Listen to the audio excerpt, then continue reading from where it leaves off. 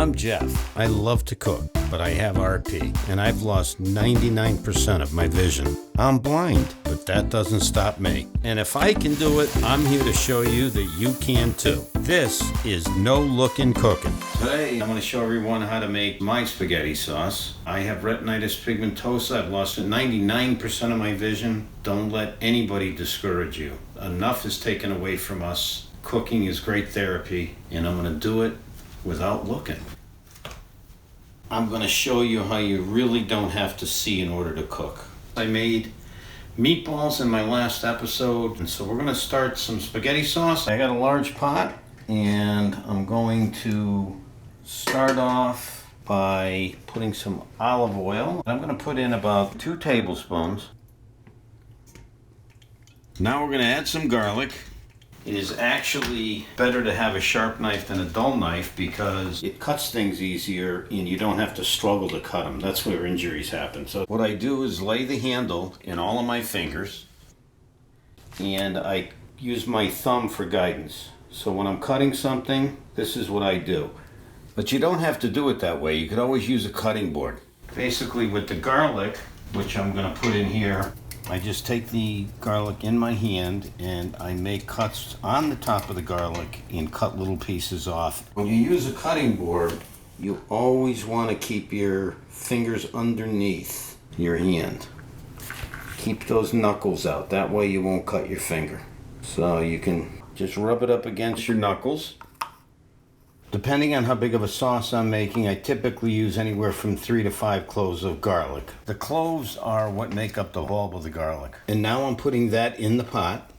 And I'm going to turn on the stove and put it on like medium high just to get that going. Garlic burns very, very fast, so you have to make sure you don't have it too high. And be very careful. You want to cook it till it's translucent. Of course, those of you who can't see it all, I guess you have to go by smell. We've got the garlic cooking. I just made sure everything was evenly distributed, the garlic and the olive oil. Now I'm going to open the cans of the tomatoes. I'm using 3 cans of crushed tomatoes. I like to wipe down the tops of the cans so no debris gets in the cans as you open it. Okay, so I'm going to open all the tomatoes.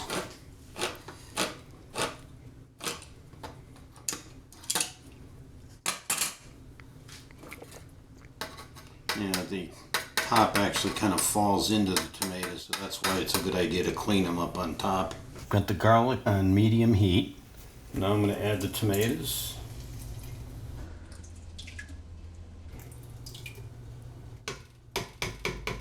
I'm going to turn this up to get this to a point where it's simmering.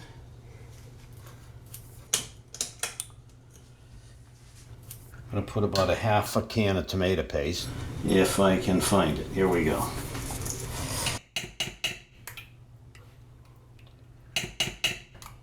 I'm always wiping things down because I know that there's a very good chance I'd be dropping a little something, so I try to stay ahead of that. This is a 1/4 cup of Pecorino Romano cheese, which is a little on the salty side, which adds a lot of flavor. I've got some fresh basil here, but pretty easy stuff to grow, really. I always take the big stems off the basil and throw them out. I'm going to cut it right over the pot, right into the sauce. This basil adds so much flavor. In a pinch, you could always use dry basil. I might have dropped a couple leaves in there, but it's okay to do. If you don't feel safe cutting the basil over the pot, just use a cutting board. That's just as easy. Basically what I do is I just put my hand, you can really feel where the major portion of the heat is coming up. And then you just line the pot up accordingly. I usually keep my hand 6 inches or so above. Yeah, actually you don't want to get too close because then you'll have something that's finger licking good. Just a couple pinches of some sugar. Okay, I'm going to put in the pepper first. Just a few grinds of pepper. Don't have to be fussy, just don't overdo it. And I'm going to take it easy on the salt because we've got the Pecorino Romano cheese in there, which is pretty salty. Now I'm going to do a good stir here. I may mix a little more than usual, only because I want to make sure everything is well combined. I did my meatballs in a previous episode, and now I'm going to take my meatballs and place them in the sauce.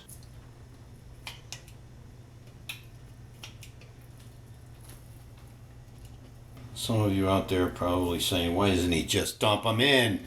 But I'm doing this the right way. Doing it all by feel, and don't want to damage the meatballs. You can do time for meatball damage. Now that I have the meatballs in the sauce, I'm going to stir it again. And now I'm going to get this to a simmer, and you want to get those flavors mixed in. Believe it or not, what I'll do is listen to it, see if it's bubbling. You don't want to get this bubbling way too much because you'll burn the sauce. It can stick to the bottom. So you just want just a little bubbling, which is referred to as a simmer. What I do is put the top back on. It'll keep the heat in there, but I leave it so there's a little gap where it can breathe a little bit. That's going to take a while. I'm going to be stirring this every 15 minutes. Just like this. And when it's done, basically I call everybody to the table. What I do is the sauce will thicken as it cooks down. And after about an hour and a half, it'll be all done and ready to eat. Sauce like this will stay warm for 2-3 hours with the burner off. Now that the meatballs and the sauce have been completed, I'm going to make some pasta to go with it. Because I'm doing only a half a pound of pasta, I'm only going to fill the pot halfway. Once the water's boiling, I'm going to add some salt to enhance the taste of the pasta. I'm going to use a tablespoon of salt after the water is boiling. And now I'm going to put in the spaghetti. And one thing I never ever do is break the pasta. As it cooks for a minute, the pasta will bend and it will all mix into the water. I'm only making half a box of spaghetti. You don't have to make the whole box. You can always save the pasta.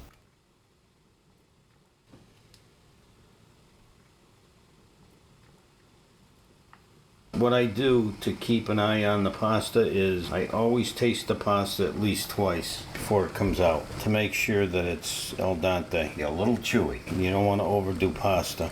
You could do spaghetti, penne, so many different nice pastas you can use. And you can certainly use any pasta you want. I always use Barilla. I'm going to do the pasta for about 8 minutes till it's al dente. Stir it occasionally, and I can feel that it's still hard, so we're about halfway through. I didn't set a timer, but the reason I don't set a timer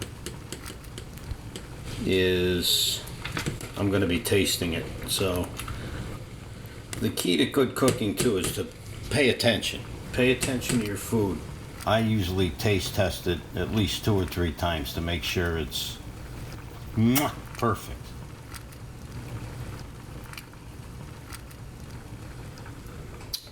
By the taste of that, I've got about 1 minute and 47 seconds left. 1 minute and 47 seconds later. Okay, the pasta's done. And now I'm going to drain it. It's important to drain the pasta, or else you're going to have water at the bottom of your plate. I'll sit here and shake this for a while. And you feel it's getting kind of dry, but not too dry, then you're all set. What I like to do is put a little sauce in the bottom of the bowl. That way it mixes in with the pasta itself really nicely. Oops. Okay.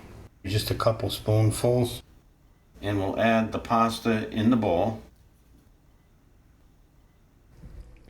Alright, now we're going to put a little more sauce and a couple meatballs.